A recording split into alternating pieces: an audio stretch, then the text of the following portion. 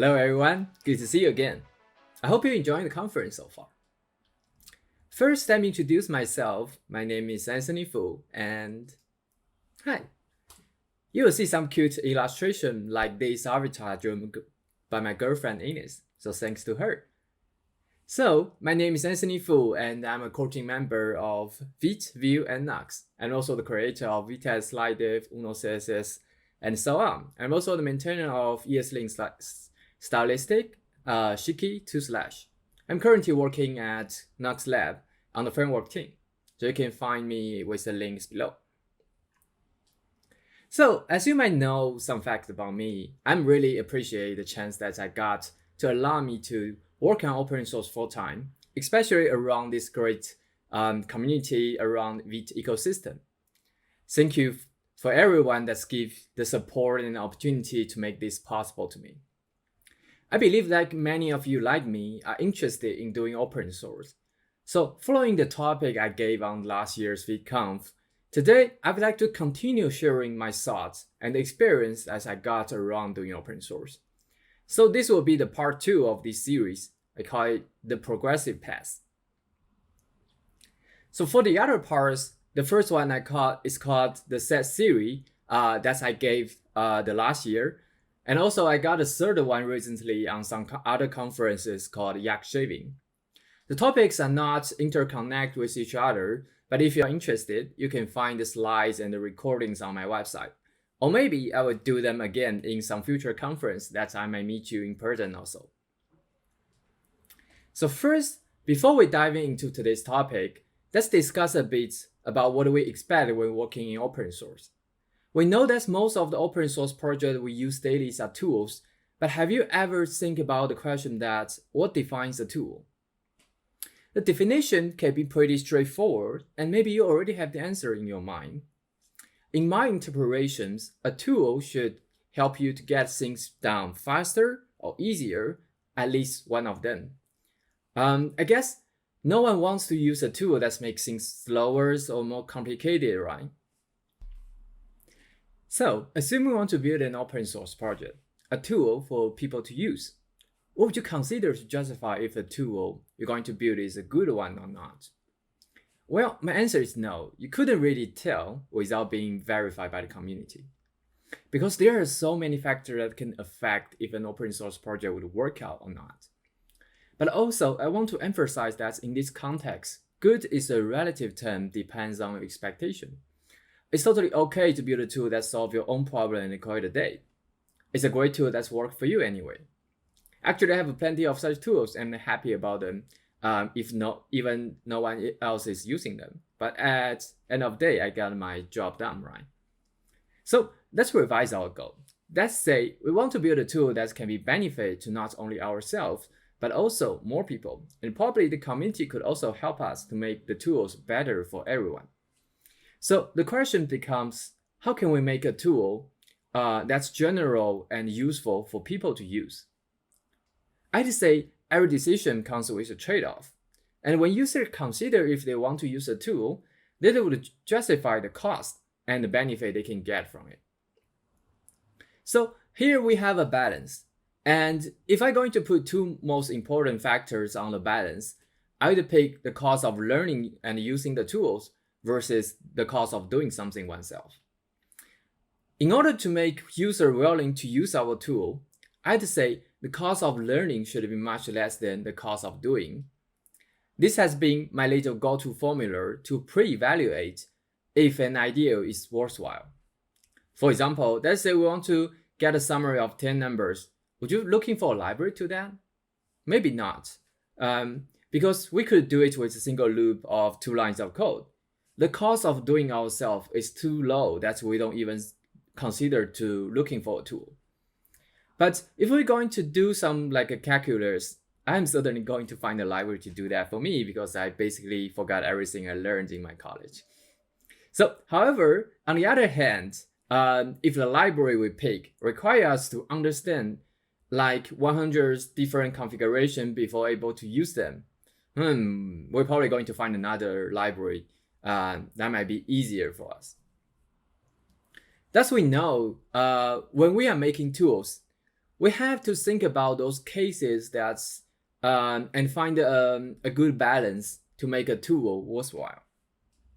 So we know that we should probably reduce the cost of using a tool to make it easier for people to pick up. And from my point of view, the cost of a tool is composed by the following factor. The first one is the cost of discovering. It's about how common people would realize they need a tool for certain tasks. And it means a tool should be well described so that people can easily get what the tool is for with 1 or 2 sentences. And then we have the cost of learning. This is a particularly important one in my opinion. It's about how easy people can understand and get started with the tool. As a tool is supposed to be used and make the actual work easier, we certainly don't want users to struggle on learning it too long before they can be benefit from it. And then we have the price, the cost of the tool itself. We're lucky that in open source, the majority of tools are free to use, thanks to every maintainers and contributors behind the scene, and make it so much awesome tools that everyone can use. And of course, on the other hand, if the tool is not free, it's definitely one of the factors that the user would consider on choosing. And then the last one is the cost of adoption, like how to install and integrate into one project, and how extensible the tool is to potential for future needs, and how the migration would cost, etc. And all these factors are introduced because of the use of an external tool. In the end, we want to see the cost of the tools being paid off by the benefit it provides. We know that the complexity of things might transfer from one to the others, but not going to magically disappear. If we're going to solve a complex problem, it'll be honestly hard to prevent the tools from getting complex too. For that, I learned that from the popular open source tool out is something called progressive. So after this long intro, finally we are back to our topic today. What is progressive? I think progressive itself is pretty self-explaining, but let's take a quick example with illustrations. So this is me, and I'm trying to get from the first floor to the second, but unfortunately I hit a wall. The only way to get there is to jump through the wall. However, I couldn't jump that high. In this case, I might end giving up and turning back around. It's such a shame because I failed to accomplish what I'm aiming for just because it's too hard. So, from a progressive perspective, I think that's why stairs has been invented. It allows me to take multiple smaller steps to going upward and eventually achieve a certain goal that I'm not being able to do without it. So here, my interpretations to progressive is the stairs to make things easier to approach. Let's take some real-world example of how progressive would work in our daily tools. If you go to the official Vue documentation, Vue.js.org, you will see the headline describe itself as the progressive JavaScript framework. Inside the docs, there is a statement mentioned that Vue is a framework that can grow with you and adapt with your needs. I have heard people saying that one of the main selling points of Vue is that Vue is very easy to learn and get started. And more than that, I also see Vue is awesome because it can be used basically everywhere thanks to its progressive approach it takes. Vue is progressive on integrations. Vue provides multiple builds and offers many ways to use in different scenarios. Like you can use Vue in a single line of CDN import and enhance the web application even in static HTML without any build tool. You can also use Vue components as web components so that you can coexist with the other framework. Vice versa, you can also import web components within Vue applications. And when we have the build tool set up, we can build Vue application with Vue single file components that co-locate necessary context inside a single file to build an interactive single page application with ease. With tools like VPress, it allows you to have an efficient static site generation that ships minimum JavaScript and while retains a great developer experience. With tools like Nuxt, we can do server-side rendering with Vue to maximize the end user experience as well as the better SEO result. And then we have the upcoming Vapor mode, which allows components to opt in more performance Vue-less render engine to optimize even further for performance critical scenarios. Vue's approach provides the progressive on the level of integrations, allows it to cover the need for different scenarios or even coexist with the other technologies. This means even you have a large code base, use the other stack, but want to use Vue, you can still adopt some part of your app to use the Vue first and gradually migrate each part slowly. In the end, the goal is to make our tools easy to adopt for different levels of needs so we can serve a wider range of users. And then let's talk about Nuxt. If you go to nuxt.com, you will see it's titled as the Intuitive Vue Framework. As in the docs, it mentions Nuxt's goal is to make web development intuitive and performant with a great developer experience. And that's bringing us to the next session, progressive onboarding. If you have ever tried Nuxt starter templates, you'll find it surprisingly easy to start with a Nuxt app. And all you'll need is to have a Nuxt installed as your dev dependencies and create a simple Vue components at app.vue. And that's it. That's all you'll need to get started with Nuxt. Even to someone who never tried Vue or Nuxt, it's probably not too hard to tell what it will render or how to modify it towards your need, as long as they got the basic idea of what is HTML. I think Nuxt intuitive here means that you can get started with a very minimal knowledge. And also, it could be fairly easy to enable more features as needed. So that brings us to progressive on features. We know that Nuxt works with the bare minimum starters, but also we know that a real-world application won't be that simple. We need a lot of capability to accomplish various needs and also a way for us to organize the code base in a manageable way. So Nuxt is a framework that can grow with your needs. To say, if you want to have some components to separate you and reuse the logic, Nuxt, you can create components folders under the components directory, and it will be auto-discovered across your project. And then if your app needs the capability to serve multiple pages to do the navigation, you can create a pages directory. The components under it will be registered automatically based on their file name. One of the great part is like, until you do this, Vue routers and the related codes are never shipped to a production before you're actually using them. Say our app now is ready to go. We want to deploy it to the site to somewhere. There are quite many deploy platforms you can choose from, and usually you will need to learn a little bit more about like how to develop X frameworks on the Y platform, etc. But with Nuxt, they will just work with all major hosting service with zero config, thanks to the automatically deployed presets powered by Nitron. And it's common for a web app to have some server logic and API endpoint. In Nuxt, you can simply create function modules under server API directory, which will be very similar convention as pages for routing. Nitron will deploy them to a serverless function based on the hosting service, and we have end-to-end type safety on them. And talking about type safety, later if you learn TypeScript and you want to use it in Nuxt, no problem. You can directly use them already thanks to Vite and ESBuild. For the other features like progressive web apps, search engine optimization, internationalization, etc., Nuxt provides a rich module ecosystem that you can integrate them with a few clicks or one command. And finally, in case you are interested in more features in Nuxt provide, we also build Nuxt dev tools that you can inspect internals or analyze your app. All those features are opt-in, meaning that if you don't need a certain feature, you don't need to even learn it. And once you find it useful later, you can always grab grab it back easily.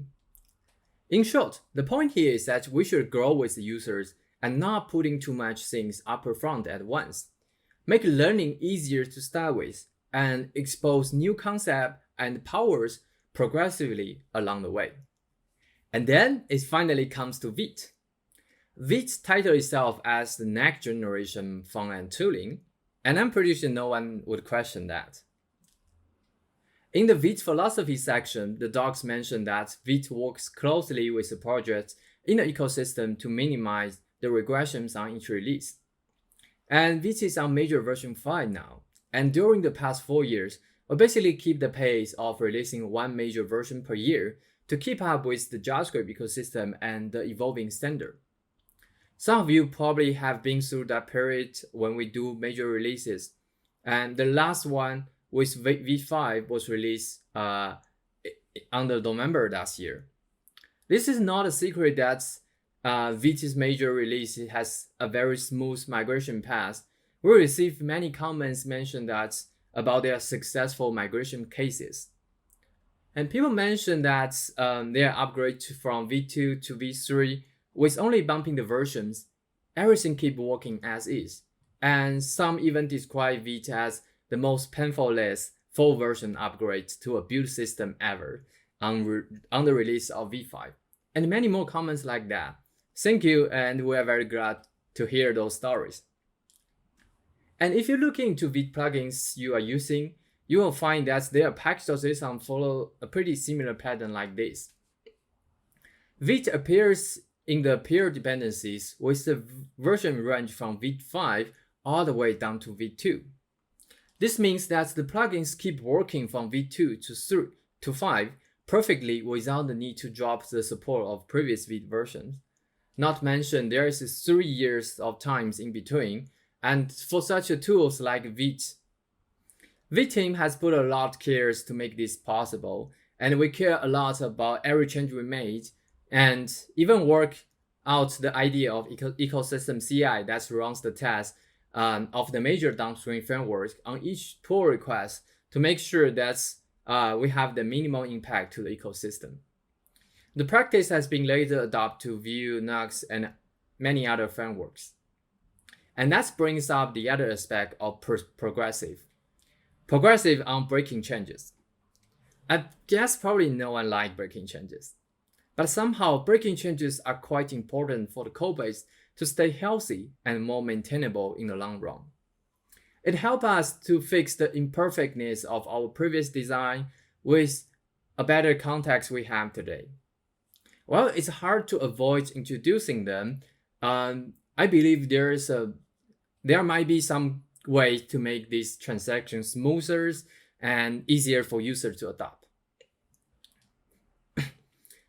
Talking the experience we had in Vue and Vite, I see 2 major ways to achieve that. Here we bring back the graph that we had before, referring from jumped from major version 1 to 2. And one way to make breaking change progressively is to do forward compatibility, and then the other is backward compatibility. Let me explain. Forward compatibility is about to be compatible with the version in the future, like to say if you know there's a new feature you're going to do in the next breaking changes, you can bring the feature back to the current version in a non-breaking way. In practice, we often introduce a flag such as experimentals or futures for users to explicitly opt in those changes if they want to try new stuff, while the mainstream of the user will still on the main version without breakage.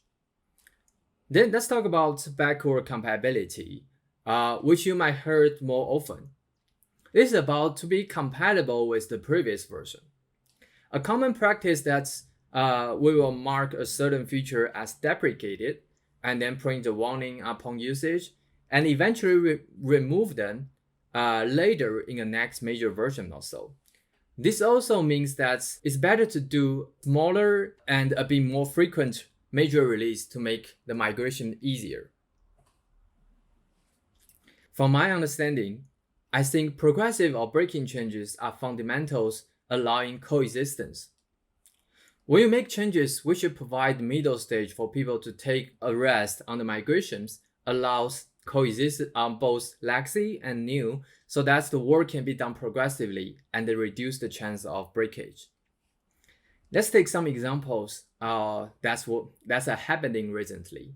First, let's check Nux 3 to Nux 4 migration plan that we have been working on in the recent months. In Nux, our philosophy is that we want to get cool, exciting new features to users' hands as soon as possible. So instead of holding features to a big major release, we ship new features monthly in every major versions. In this regard, means that for Nux 4, we have no plans for new features. But instead, that Nux 4 will be mainly focusing on revising some previous decisions and changing some defaults to make the better default and out-of-box experience.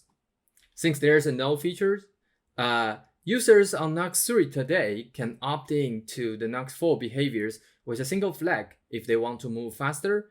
And on the other hand, even when upgrading to Nux 4, user can still update the config to change back to the previous Nux 3 behavior if they prefer that, or want to do the migration progressively. With those, it makes Nux provide both forward and backward compatibility smoothly for user to migrate painlessly. And let's talk about Vite. I believe that many other talks today must mention a lot about the new upcoming environment API. I'm super excited about it as well. But on my side today, I want to talk about it from the other aspect, the Vite 6 upgrading and rolling plan. As you might know, to make environment API possible, we have done massive refactoring internally towards Vite codebase. For Vite 6.0, we expect there's no user-facing changes, no features, and no even breaking changes. Our goal is to make it fully compatible with V5, so that everybody can upgrade to Vite 6.0 smoothly without any changes, other than just bumping the version, following our great traditions. After everybody is on Vite 6.0, in 6.1, then we were starting to promoting the usage of environment API across the system, as everybody already have it on their hands. During the entire process, there will be no breaking changes for Vite core. However, some plugins or frameworks might have breaking changes if they are relying on V6 exclusive API. Only if the path to V6 is smooth as it's almost flat, the plugins author can confidently make plugins require V6. And that's what we are working hard to achieve. So, to recap today's topic, we have talked the progressiveness on different aspects of building a tool. The first is about progressive on onboarding. We should make our tools easy to learn and understand for more people to start benefit from the tools we build. And then we talked about the progressive on integrations for our tool to cover different scenarios and easier to adopt. And then we have progressive on features. It's pretty common that we want our tools to be very powerful, but that could also overwhelming the users to start with. So taking the progressive approach would allow us to start minimum and grow with the users. And finally, we have the progressive on breaking changes to provide middle stages for making migration easier step by step. There's many more aspects about progressiveness that we couldn't have time to talk about today, but my goal today is to bring up the idea of progressive paths to you. It might not seem to be very common or unusual stuff that people would get excited about, but I think this plays a very important role of our daily software development, and we should think more about it when we're building tools, not only for open source project, but probably could also for the products or the other stuff in general. To finish my talk with one sentence, I would say to provide the progressive path is to enable users the capability of divide and conquer towards the goal they have. That's all for my talk. Thank you, and please enjoy the rest of the conference.